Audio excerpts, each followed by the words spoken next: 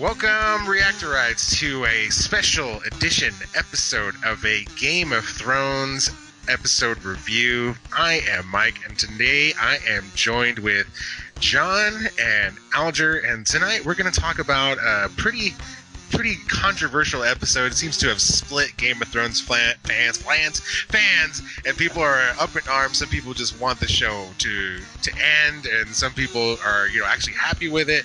But we're going to talk about this tonight, as far as what happened in the episode. What does this mean going forward? Because there's only one episode left after this. So let's go ahead, and first person I want to introduce is our John. John, you've been on one of these podcasts before, right? Yes, I have. If you watch one of our podcast stuff or videos, we watch. Yes, if we put it on YouTube. Oh, okay. You can listen to it too. You can do whatever. And then we also have Alger is a writer, and he's also I believe a balloon street artist on the side. Right? That is, I will not deny that. But yeah, no, I've been on the podcast before with these guys, so we're veterans. So yeah. And then we were all talking and chit chatting about the episode tonight, and I feel like why not just record it so that we can share a conversation with the rest of the world, right, guys? Yeah. But before we get into that, I just want to say this is us three, me, Mike, Alger. So for those of you who are watching YouTube, this is a special thing. Yeah. That's a long time.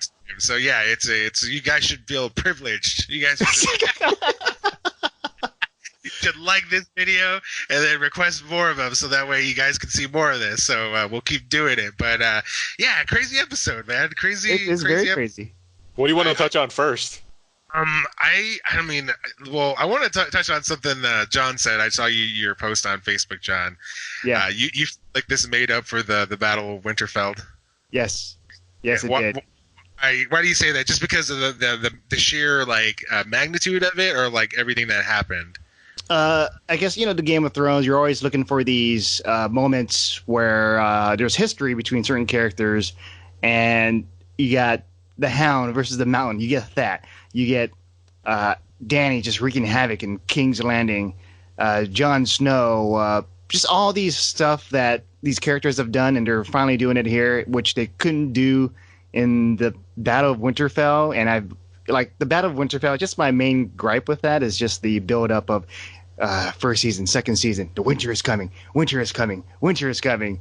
Now winter is here, and it's meh. I know. Got wiped out by Arya. Come on.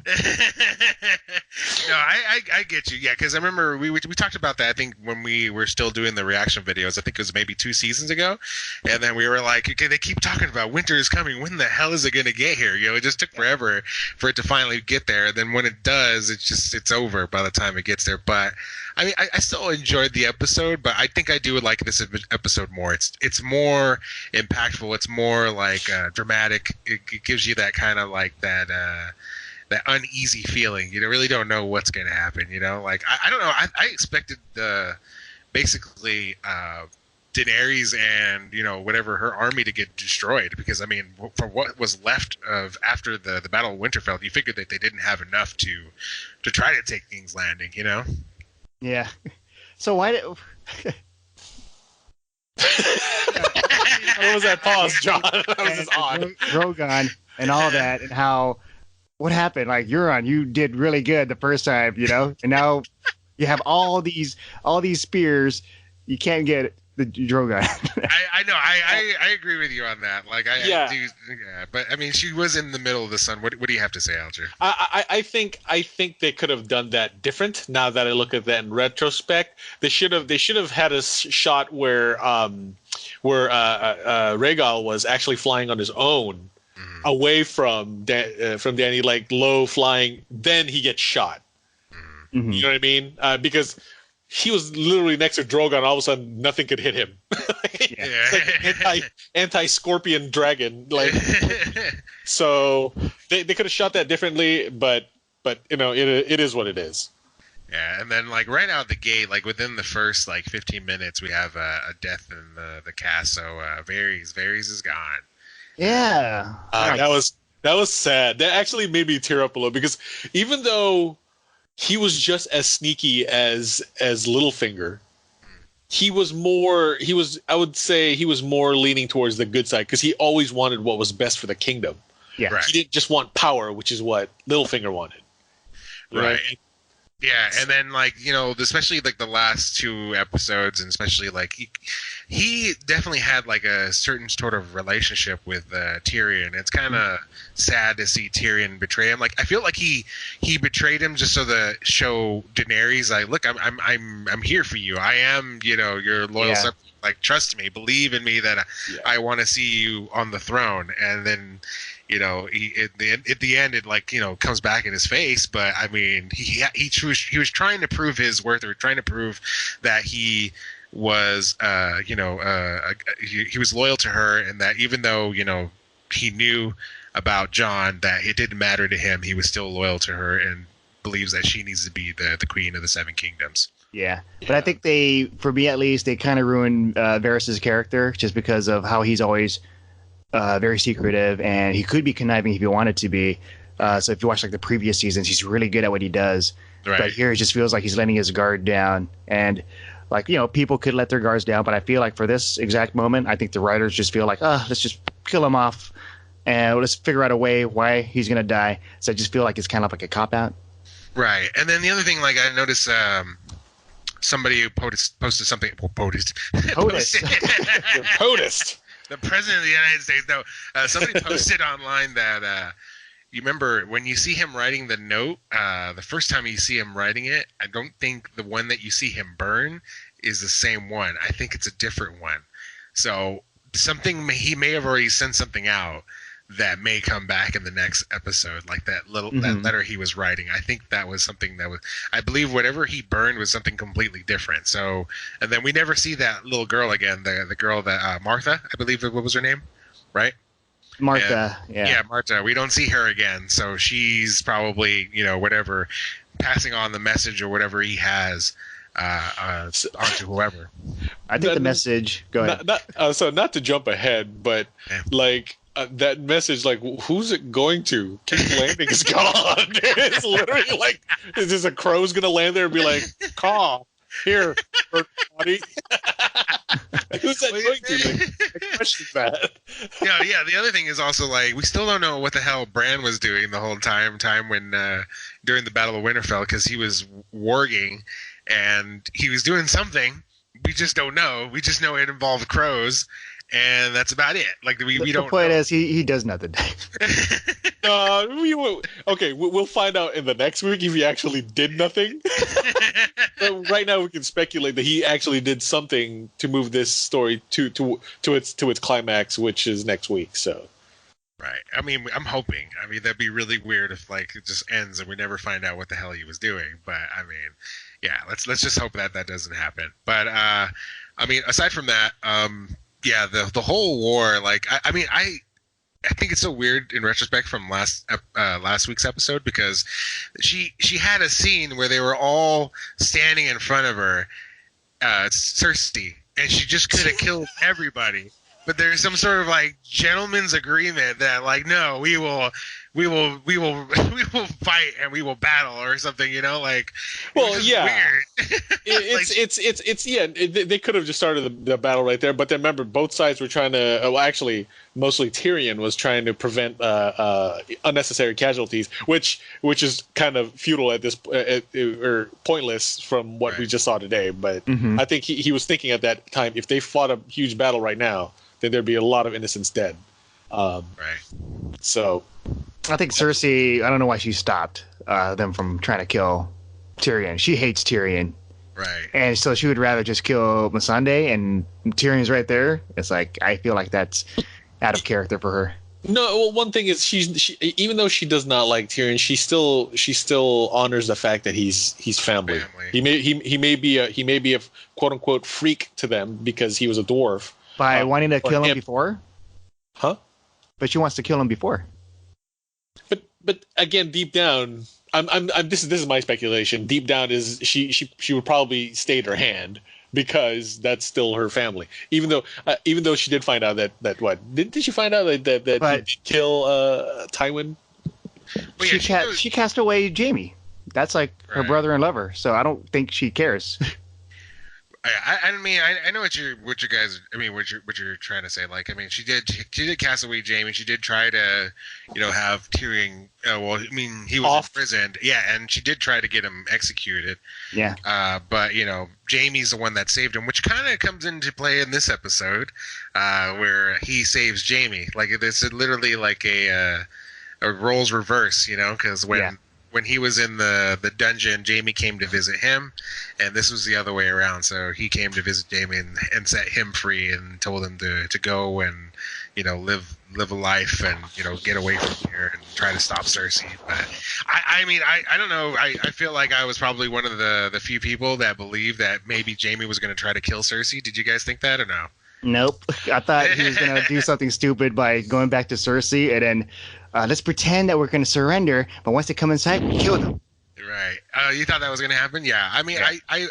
I was one of the, because it's funny, like I've seen people that post memes and they're like, people that like believed that Jamie was going to kill Cersei. I kind of partly believed it just because they kept bringing up the whole thing about Kingslayer. Like that's his legacy. Like, that's what he's known for. He's known to kill kings, and like that's the thing that always remained to his name. So I figured like why wouldn't he kill his sister? But I mean, I guess that was just my weird whatever idea, and I mean it didn't come to pass. I mean there were still people that were upset with the way that he died and Cersei died. So I mean, well, how do they want them to die? Like in a torturous death? Yeah, it's just fan blathering. That's what I think it is. It's just hardcore fan blathering, and then they want the story to come out. I understand, but I understand that. I feel like you have something against the fans. I actually kind of do. For some reason, even though we're doing this podcast, for some reason this season, and I think we spoke about this, John, is everybody's turned into some sort of a prima donna critic now. Like, right. Oh, it's turning out this is not what I was expecting. And it's like, what? This is the story that's been written out. This is actually portions of the book that have not been written yet. This is just through outlines that was given by George R.R. Martin. And these guys are trying to do their best to shove all this data. And I think I said this before, to shove all this information, this stuff we're seeing right now should be spread within 2 to 3 seasons. But they're ending it this season. And and the books weren't even written yet. And all these people are completely like losing their shit. Like, oh, like again, going back to what you say, like out of Dany's character, out of character for Dany. I mean, who's to say that this is supposed to be what's going to happen? I mean, we saw her as a savior, but in the end, this is kind of teaching us that Dany is still her father's daughter. Right. She's still a Targaryen, and her father was insane. And I'm not saying that any like no. I'm not saying that because of the stuff that she's experienced is it should just be written off. But no, like she's going insane now because of everything that's built up, and you see pics of it, and of course, especially during that dining hall scene. With the Starbucks cup, but we're not going to talk about that. Yeah. So yeah, like all the stuff with the let's say the George R.R. Martin's Cliff Notes version, it's fine, but I think the problem is the execution on how the characters get there, especially. I'm sorry. Go ahead. With the episodes, like sometimes people just do things that you're like, what? Where did this come from? Like Gendry, oh, please marry me, and then. Jaime Lannister with Brienne of Tarth. Oh, it's getting hot in here. I'm gonna take off my shirt. It's just like scenes like these. I'm like, yeah.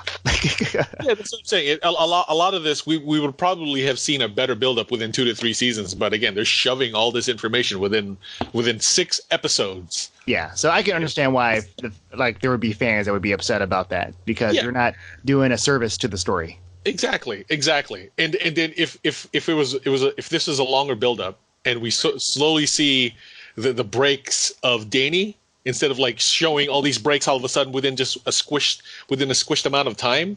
Then more fans would be like, oh, okay, she's the Dragon Queen, but of course, we're understanding now why this is happening.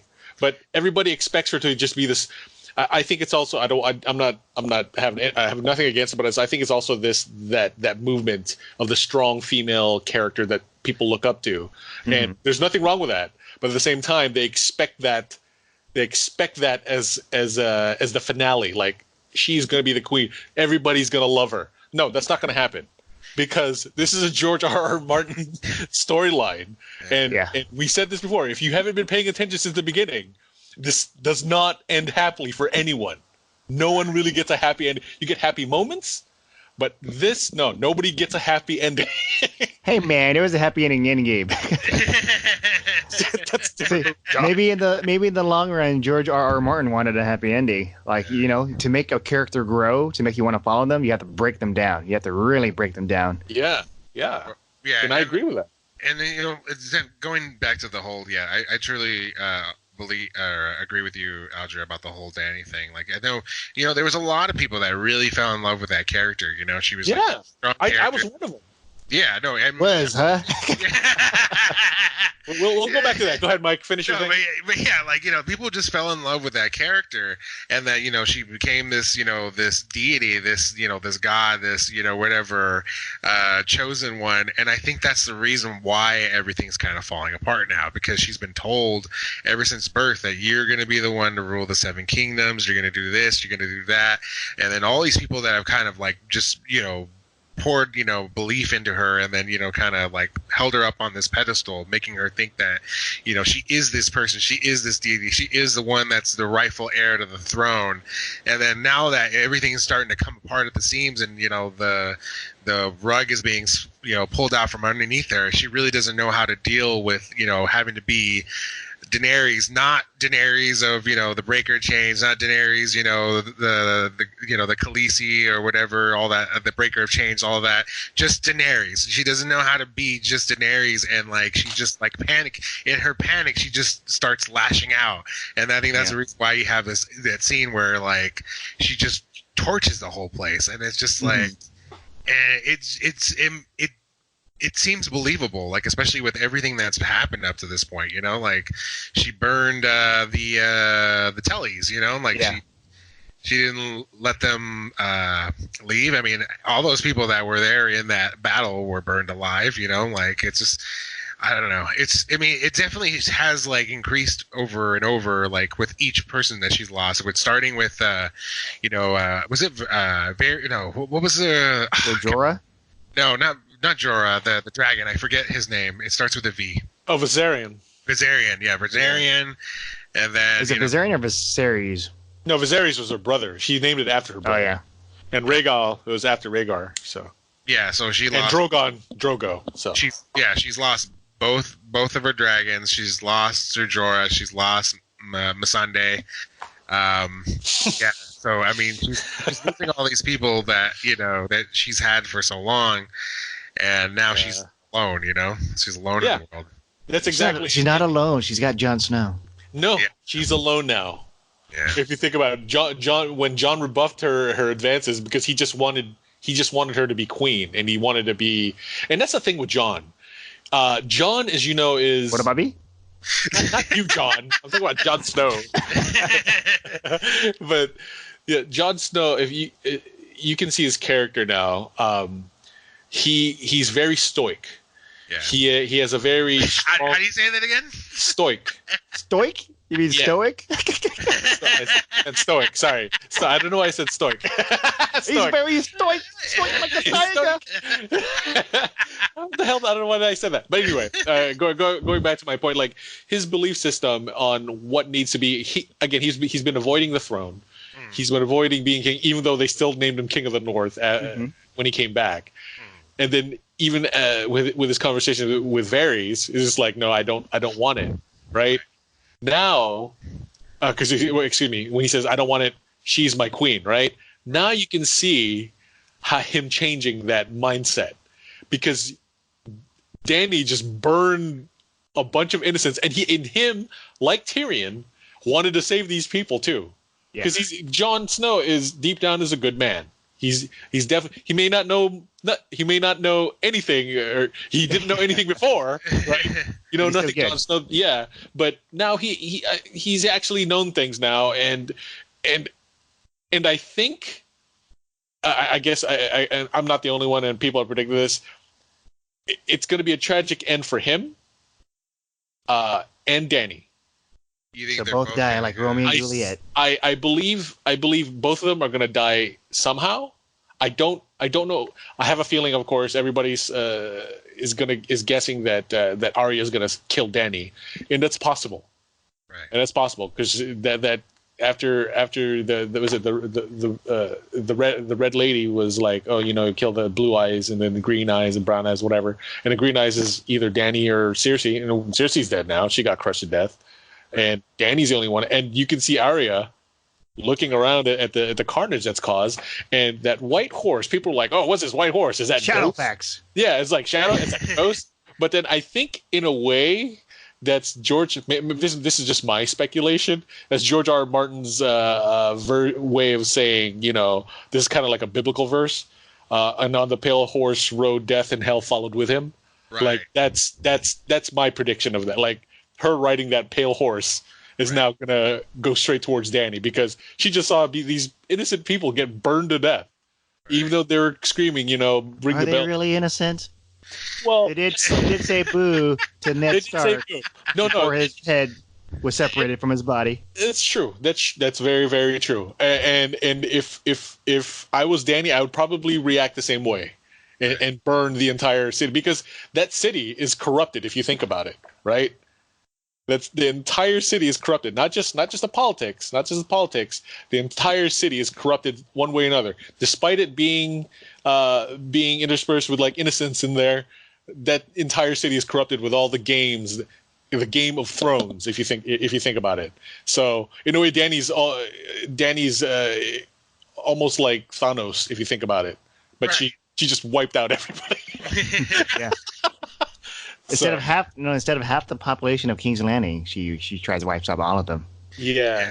And it's going to be really interesting to see. Like I really like the teaser for next week's episode. They really didn't show much. It's a really short one where it's just her just standing with her army. Yeah, so I don't know what's going to happen. Do you think that she's going to try to execute John? Probably not unless he does something. I think she will. I don't think she'll execute John. I have a feeling Tyrion is going to relinquish the hand of the hand of the king to her because he just saw what happened. He was trying to save these people. Right. He's probably going to relinquish and then I don't know, maybe confess to letting Jaime out. I don't know what's going to happen. I have a feeling he might die, and then the final. I think the final thing is Sansa's going to take the throne. That's what I'm thinking too. That could happen.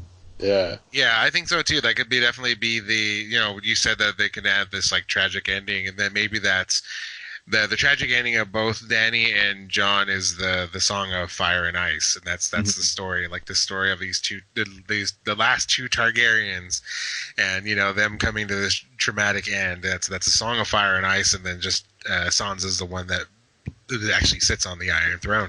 Yeah. I mean, that's crazy to think about. I mean, it's definitely an idea, though. I think that's really good. Yeah, they actually gave me goosebumps because I did not think about it. Good job, Mike. Yeah, because literally the ending of that story of this entire series is on that. Was it the first? That was the first book, right? Song of Fire and Ice. That's the name of the whole series. Oh, okay. I the name of the first book, I think, is Game of Thrones. But that's okay. Don't quote me on that. I'm like confused. There's just so much information of GOT in my head. Like everything's overlapping. So. Yeah.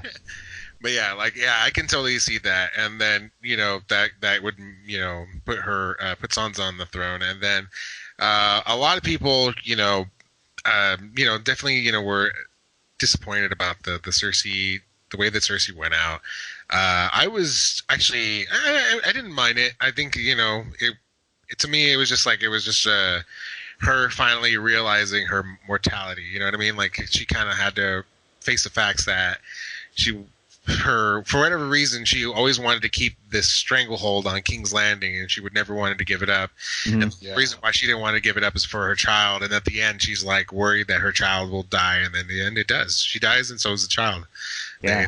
Yeah. Happy Mother's Day. I read that online. Somebody too was like, "Oh, I think they're gonna kill Cersei on Mother's Day." It'd be crazy if they did that. Yeah. And it happens. But yeah, I like that scene with her and Jamie. Like, it just seems like, I know a lot of people are like, "Oh, Jamie's character arc, what was the point of it?" Sometimes, certain characters, they don't learn anything and they don't, progress. And this isn't like, say, like John Walking Dead. Yeah. We have characters that just kind of like, what are you doing, man? And they just kind of keep doing the same thing over and over again. I mean, Jamie is like one of the few characters like out of the entire series where I was like, oh, okay. Like, I mean, I didn't see that going that way, but I mean, it makes sense. I'm sorry, go ahead. No, I mean, it makes sense, but I mean, you kind of you were hoping he would kind of like turn around because you grew to like Jamie. Yeah. It's just that, at the core, he really did just love his sister, and he really didn't think, what's Brienne ever gonna really accept him for who he is? What he's done and all the things that he's done for Cersei and the people that he's killed. I don't think so. So I mean, it's just like he just realized. Sometimes love is blind.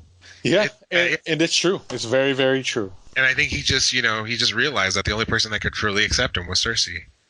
Yeah, I consider Jamie a I'd say every character is a tragic character, but I feel bad for Jamie because Jamie was remember he started off looking at like the prince from Shrek, and he was really arrogant. Oh yeah, he was super arrogant, and then you see him grow. You saw him grow through the series, and finally he made the decision like, oh my God, my sister is going to turn her back on this army up north and they're going to be by themselves. He made the right call. He made a good moral decision to go up there, or however the writing is. He made a good moral decision to go up there and help. Right? He actually fought in that Battle of Winterfell to help to stem that tide of the undead, and he eventually stopped it. But the sad part is him returning back to when your character through character development, you start from point A. Point A goes to wavy lines, and you end up in the last point where the final character is like this evolution, right? From where they started. The sad part about Jamie is he went back to point A. I'm not saying he was arrogant again. He knew everything was wrong, but he went back there, and that's why that's why I was saying, I was like, dude, it's tragic. He's a good man. He's a good man, just like in a way. Is John's he like, really a good man? He puts Brand down. Despite man. Despite the bad shit that he did, he eventually. I'm saying like he became a. I'm sorry. Let me reword that. He became a good man. He became a good man. Right. Like, but I'm just and that's what made me sad about his death, because he went back to his point A, and then just died again. It's just like, dude, you could have just survived too. Cersei was evil. She's gonna get it. But again, I think I was okay with that arc for him. Like, what else was he gonna do? Become friends with Tyrion and then have adventures? It's not that. I was thinking of him like like Thanos, and just living on a farm and just like forget everything. You know what I mean? I may be a Lannister, but forget everything. All of that, I'm done with it. I'm just gonna go on a farm with like Brienne or something. Like that's what I was thinking. But then again, I shouldn't have thought that, because hey, it's Game of Thrones. So. No, I mean I know exactly what you mean. I think he just he went back to what was comfortable. He knew Cersei, and he knew like she would accept him for who he is, and she knows exactly the things he's done and like what he's capable of. Mm-hmm. So he knew that there was the only way he would be truly accepted was to go back to her, and that ultimately ended in his death. So I mean, I thought it was a good ending. I don't know. Some people, I get people wanted to see Cersei like die a horrible death. Died a horrible death, but I mean, she did know before she died that she was going to lose her child, like her child that she had. Yeah. She was never going to get. It was never going to be born, and it was on Mother's Day. Come on, guys. No, like I saw some of the outrage for Cersei's, like how Cersei. I'm just like, sometimes it's not gonna. Again, I accept everything that's happening. We may criticize some small things here and there, but like people are like, no, she should have been eaten by the dragon. I'm like, what? she's dead now. It doesn't really matter. I mean, sometimes people do get away. You know, sometimes people do commit evil acts, still get away somehow. Right. You know what I mean? It's and that's the mirror. That's a mirroring of art and reality.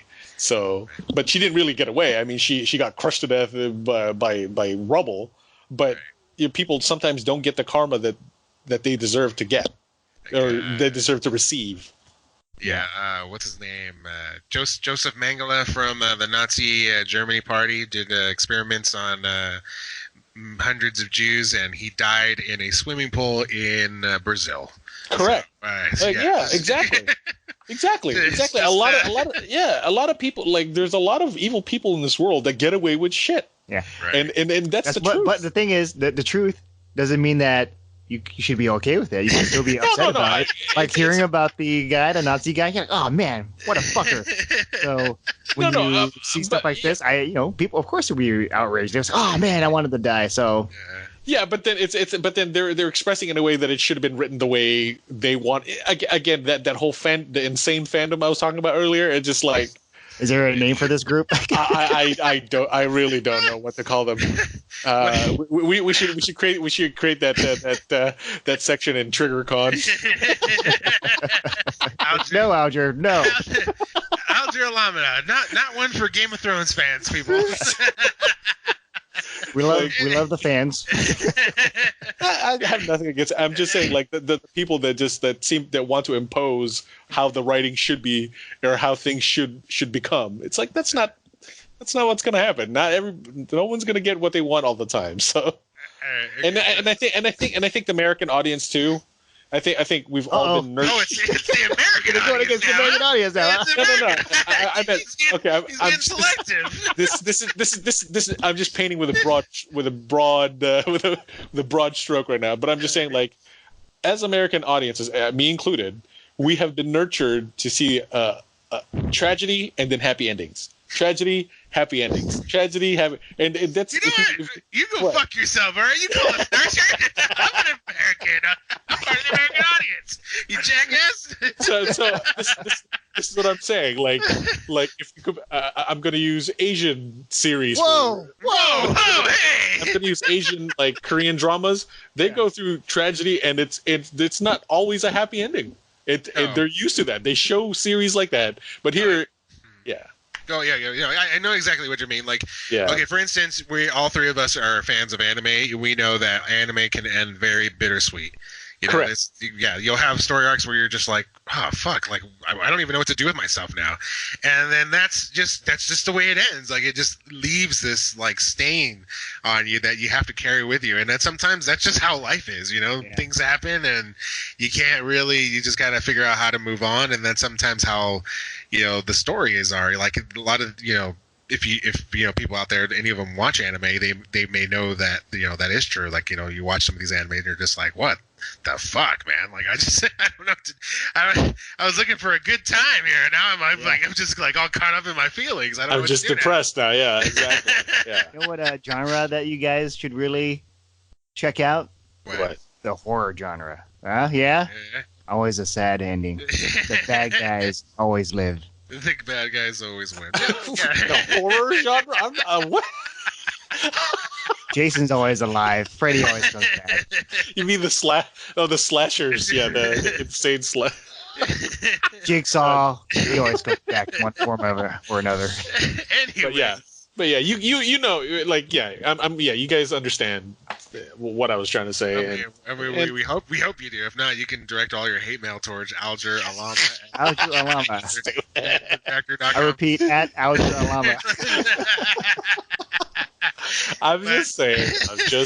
I have nothing against anybody. It was a generalization, and I'm just throwing that out there. Two other characters that bit the dust this episode: the Hound and the Mountain. Oh, dude, that was crazy. Like that shot, just the Hound walking upstairs, and it's like protect Cersei. He's like, no, this is my brother. We have to end this. I never fully understood, because maybe there was more. I haven't read the books, but there's maybe like more detail in Gregor Clegane, like the mountains, like him as being like this zombie. Right. He's Like- basically a zombie. Yeah. He's like he's Frankenstein, right? pretty much. And they never really explained how they did that, did they? I don't remember that episode. It's like You he's want like everything spoon fed to you, Alger? You want to No, know the no. science behind it? Or are you like it's like Nick when we're because- talking about time travel? Like when I was No, watching no. The Matrix, they didn't explain how they built the Sentinel. They just No, but I'm Advanced. saying for some reason I thought it was like connected to somehow maybe a portion of like the Night King's power or something. Like how did they raise him from the dead? Like I don't know. That's what I was thinking. But it's fine. It's fine the way it is. But I'm just like he killed what the his heck? maker. Yeah, killed his So- maker. And yeah, I'm sorry. Go ahead, Mike. So yeah, they showed that scene where what's his name? What's the guy's name? I keep forgetting his name. The hand to Cersei. I forget his name now. Just call him the Hand of Cersei. The hand of Cersei. He's the one that performed the procedure on the mountain to make Yeah. to bring him back to life.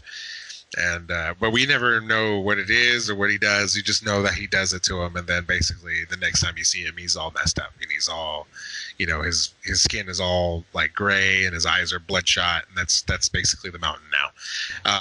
But yeah, so I mean that fight scene was really cool, and like I love that part where well, before this when he's about to go into the castle, he tells Cersei, he tells Arya to go back. He tells her like, you want to die here, like because if you go in there with me, you're gonna die. And he basically wants her to live. He doesn't want her to be like him. Yeah. But he kind of sees in her, since they've come back together, and he kind of almost like respects her now that she's like, remember he calls her like, you're cold hearted little bitch now, aren't you? And like he's kind of like almost proud that she's that way now. And the same thing like with Sansa too, from the episode. Remember when he was talking to her? Mm-hmm. Little bird. And because you remember, he saved her from being raped. Remember that, like in the city in King's Landing, there was that was like season 3 or 2. God, that was a long time ago. where Sansa's being grabbed by a bunch of these people in King's Landing, all those same people that Daenerys roasted, but they grabbed Sansa, and if the Hound hadn't been there and saved her, they would have raped her, and but yeah, he saved her. And then I remember at one point he told her to come with him, right, to leave King's Landing. Yeah. But yeah, like it's just really, he always has this hardened exterior that he kind of portrays, but then I think he, at the center of his being, he is a caring person, and he cares for both of the Stark daughters, and so he didn't want to see Arya become like him, and he didn't want her to die, so he wanted her to leave. Yeah, and so he did grow as a character. Well, and also, if Sansa did leave, she wouldn't have grown as a character either, because she would not have known how to play the quote unquote Game of Thrones. Yeah. Because of what she experienced in King's Landing. She was more of the politician as well. So, but she was like an innocent girl in a politician role. So that depends on who you ask about that, because people were kind of upset by that whole scene as well. Like People were Jessica Just- Chastain. not very happy about that whole scene, about her basically saying, if things that had happened to me never happened, I would have stayed the same, and she didn't like that. And I mean, some fans agreed with her, but I don't know. Some fans didn't agree with her. Some fans were like, like they said, I'm a rape survivor, and I relate to Sansa because through traumatic experiences, you learn how to cope with that, and you grow as a person. You do. And you're affected by traumatic experience. It could be either that or you seeing a family member die, or going to war, and these things happen. And so I feel like it's art imitating life, and It is. So you don't want to write about stuff like that because it's a sensitive subject. She's not considering the people that have experience, the people that have experience that need a character like that to show that, hey, there's more, that doesn't just, take over your life. Like, kind of look at like the way, like, I mean, you wouldn't say that Theon was raped, but I mean, look at the way he de-evolved from when he, got into the hands of Ramsay Snow. You know what I mean? Like he became a shell of a person. Like he wasn't really even a person. You know what I mean? Like he's just basically he was broken down. He was broken down to the point where he literally lost all free will, and he basically just became a slave. He became a thing. He became a puppet, and it took him a while before he could refine who he was again, and redeem himself. So I mean, his arc is completely different from Sansa's arc. You know what I mean? Like, so I mean, you kind of need characters like that for people that have maybe experienced some sort of trauma where they've either been like somebody like Theon, where they've just kind of like a shell of their former selves, and they kind of have to figure out how to pull themselves back. And then maybe you're like Sansa, where you just kind of try to deal and cope with what happened, but at the same time trying to better yourself and become a stronger person. And learn from your past. From your past, and they should learn from all these things that help her, because I mean she's going to need to know them how to to play the Game of Thrones, and all this stuff. And it's I don't agree with what Jessica Chastain said about that. I think that and I'm glad that there's other people that were also vocal, basically saying like, hey, I've experienced this. This some people think that just because it's not just because you don't write about it, or just if you don't show it on TV, that it'll just go away. You know what I mean? Like you don't acknowledge it, it'll just disappear, and that's not the way it works. You need more characters like these. You need series like 13 Reasons Why that show all these things about how people experience these traumas, and then how they deal with them, or if maybe they don't deal with them and then they commit suicide. So it's just like you need these kind of characters. But anyways, we kind of got off. No. And to interject, if you think about it, each character has gone through some sort of traumatic. Like for instance, Jaime. Again, he was arrogant and whatnot. Then he was like he felt invincible, right? Then his hand got chopped off. Then what? He was like nothing after that because he lost his main hand. He was a Kingslayer. Now he's Gimp with just a left hand, and he didn't know how to sword fight with his left hand. Right. Remember that vulnerability? That helped him grow. He grew from that. Unfortunately, it led to him going back. But going back to Cersei. But it is what it is. So, but he did grow. He did grow from that at least. Well, Dany grow.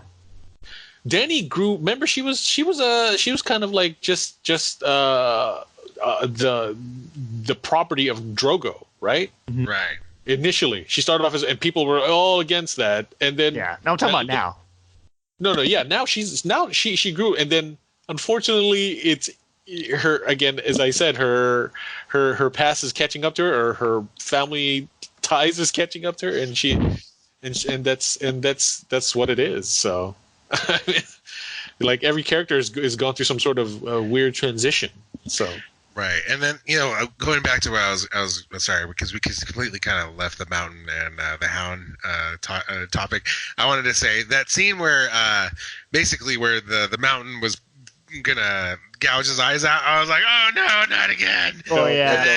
And then finally he stabs him through the eye, and I was like, okay, cool. Like you think for a second, like, well, okay, so he's gonna live. He's just gonna have one eye now, and then he just tackles him through the wall, and I'm like, no. I think he'll still live. He'll pop out of the fire. There's still hope. he's gonna yell, "I'm the Hound!" as he jumps out of the flame. I was hoping like Drogon would just come by and swoop down and save him like the Eagles in Lord of the Rings. That didn't happen. Anyway, so I can't believe we're going there. Well, okay. There's so many things that reminded me of Lord of the Rings. For example, Jon Snow's arc, where he never wanted that title. He never wanted to be king, which reminds me of Aragorn. Doesn't want that, but he's going to have to do the right thing and just take the mantle. It's normally the people. Yeah, this is the type of character that is popular among fans. Is the ones that don't want the responsibility, but when they do, they excel at it. You know what I mean? Yeah. Right. So it's a good way to look at that. No, yeah, it is, and like it's kind of crazy. It's just like it's almost over. Like it's just like right around the corner. One more episode. Like I want to know, what do you guys want? Like, not what you think the show's going to do, but what do you want for these characters? Who do you want to be the winner? Like Jon Snow, what do you want for him to do? And Dany and all that. Do you want to go first, Mike, or? You go ahead. You go ahead, Alger. Danny is just as much a tragic character as almost pretty much everybody else. So to me, not that it's what I want is. I think what I want is Danny's. I want her to die. Whoa! I literally do. I literally do, and that'll be a good way to end her character because now she has nothing. She thinks she has conquered everything, but fear is not what she. Fear is literally what she was trying to avoid the entire time as her character, right? Mm-hmm. Now she's the breaker of chains. She saved everybody. Not in Westeros, but she saved everybody else, the Dothraki and the Unsullied and all those and all the other slaves. But here, she's nothing now. So now she's using fear, and she accepted that, and that's going to lead to her downfall. And I actually want her to die, and most likely it's going to be by Arya's hands. I have a feeling it's going to be by Arya's hands, and everybody's already speculating this, and I'm with that speculation. But anything can happen. She could accidentally fall off Drogon, just like Cersei, had rubble fall. I didn't expect her to die from rubble. I expected her to get shot up with arrows or stabbed or something. Right. But that didn't happen. We're not going to get what we usually want. So, but for Jon Snow, I have a feeling he's going to die tragically as well, but I don't know how to predict that. He's a straight-laced character. Again, I'm going to compare it like what you did, John. You compared him to Aragorn. He's a straight-laced character. He's already witnessing the change in Dany. I have a feeling he'll still deny the throne, and somehow that's going to lead to his death. Right. Which is going to leave Sansa to rule the Seven Kingdoms. It's going to be maybe Sansa and Tyrion, the original married couple. Oh yeah. My friend actually predicted this like weeks and weeks ago. He's like, Sansa and Tyrion are going to end up together, and they're going to be they're going to end up on the throne. Watch, you'll see. I'm just like, that's a weird combo. Okay, but now that I'm seeing this, most likely those two have always wanted what's best for the people, right? Sansa wanted to protect her people up north. She didn't want anything to do with King's Landing. She just wanted to protect the people up north. Tyrion wanted to protect the people in King's Landing. He just wanted to protect the people just like Varys did. But so those two, yeah, most likely, I have a feeling those two will probably end up being on the Iron Throne. I have a weird feeling Tyrion is going to die somehow, but that is what I want. That is what I want. As for everybody else, I don't know. The Unsullied, I don't know what's going to happen to them. They might just end up following whomever is leader, or the Dothraki and the Unsullied will just spread and just be part of the free people of Westeros now. You know what I mean? And be the people to help repopulate the kingdom itself. So that is my prediction. All right. John, do you want to go? You can go. Okay. I want, what? I think that this is going to be one of those tragedies that it's going to, Dany set out to, basically, she wanted to destroy the wheel. She wanted to, basically destroy this system that has been in place for years, that, continually, kind of enslaves people, and it's basically, I think, what is the representation of the Game of Thrones. Like that is the Game of Thrones is what what she refers to, the wheel, like kind of like that whole process, of becoming a king, the whole process of becoming a queen. She's doing that on the Iron Throne. Yeah, she's playing the game. So I'm hoping that the whole Song of Fire and Ice, Dany wanting the throne, Jon not wanting the throne, and then both of them tragically dying, and then somehow this, I don't know if it's just gonna. I mean, you also have to consider, like, King's Landing is basically destroyed, like majority of it. Like they have maybe half of the people that they had before, so they're gonna start from scratch. And then, they could kind of do that with a new leader and like maybe a new idea. I don't know if they're going to do like some sort of like don't know what you would do, like a city council, a Knights of the Round Table, or something, where like everybody kind of has an equal say, kind of thing. I don't know. I think. You mean like a Senate, yeah, like the Republic, like a Roman Senate in a way, right? right. I think there might be that. That's the way to go. Maybe it is going to be Sansa on the throne, or maybe it is that they just kind of like they destroy the throne. The Iron Throne has been this symbol for so long, and it represents the Game of Thrones. It represents the wheel that Danny spoke about. Maybe it's time we finally let this go and try to figure out a new way to to maybe not have anybody rule the Seven Kingdoms and everybody just be, everybody has their own little quadrants and everybody just kind of comes together and just tries to help each other out. I don't know if that's going to be how it is, because there's always going to be somebody that wants to rule. But I mean, that could be the legacy of Daenerys and Jon Snow.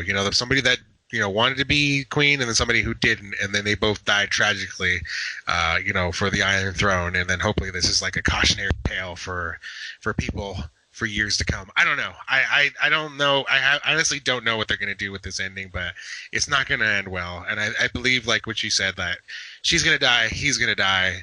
I see Tyrion dying as well. I don't see Sansa. No. But It's sad. yeah, I don't know what's going to happen. We just have to wait and see. So you're up, John. But it's fine. It's fine, Mike. It's what you want, right? It's what Right. it was asked what you want. So Yeah. But I would want that. I would want that because they keep talking about this, this Game of Thrones, this, this whole thing. Like one of my favorite scenes that I was talking to Narvin about, like with one of the things that made me so sad about Varys dying, especially when Tyrion, basically told him he ratted him out, is that they had such a close relationship. And then I remember there was that one scene, I can't remember if it was season 3 or season 4, where he kind of like they're in King's Landing, and then Varys tells Tyrion that you played the Game of Thrones very well, or something, or you've always known how to play the game, or something like that. Like basically acknowledging that if he wanted to, he was smart enough that he could make himself king, or something like that. I forgot what the scene was, but it was like this scene where basically Varys just kind of acknowledges Tyrion's intelligence, and that he knows how to stay alive. He knows how to be useful in this this political climate. And that's what made it even sadder when he just said goodbye, old friend, and it's like